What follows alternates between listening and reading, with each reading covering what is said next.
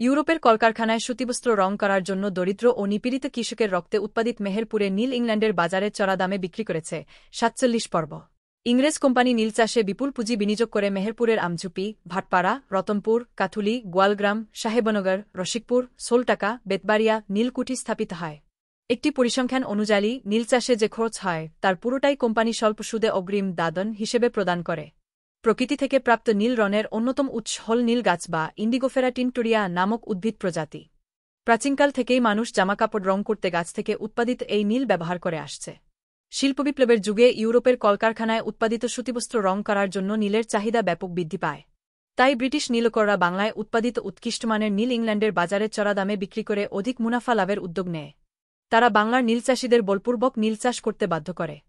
ফলে শোষিত ও অত্যাচারিত নীলচাষীরা ব্রিটিশ নীলকরদের বিরুদ্ধে বিদ্রোহ ঘোষণা করে। এই বিদ্রোহী ইতিহাসে নীল বিদ্রোহ নামে পরিচিত। সুভাষ মুখোপাধ্যায় বলেছেন, বেদনার প্রতীক হিসেবে কবিতারও নীলের ব্যবহার আছে, অবশ্য তা বস্তুগত নীল নয়, আলংকারিক। এই নীলকুঠিগুলি ছিল নীলগাছ থেকে নীল রং তৈরি করার কারখানা এবং এগুলির পরিচালনার দায়িত্বে ছিল অত্যাচারী নীলকররা। কোম্পানির এই বৃহৎ উদ্যোগ গ্রহণের ফলে ১৮১৬ খ্রিস্টাব্দে বাংলায় ১,২৮,০০০ মণ নীল তৈরি হয়। এরপর মাত্র ২০ বছরের মধ্যেই বাংলার নীল সমগ্র পৃথিবীর নীলের বাজারে একচেটিয়া অধিকার কায়েম করে। ফলে লাভজনক নীলের ব্যবসার প্রতি আকৃষ্ট হয়ে ফরাসি, ডাচ, পর্তুগিজ, ডেনমার্ক প্রভৃতি দেশের ধনিক গোষ্ঠীও দলে দলে বাংলায় পাড়ি জমায়। প্রাচীনকাল থেকেই ভারতে নীলের ব্যবহার প্রচলিত ছিল।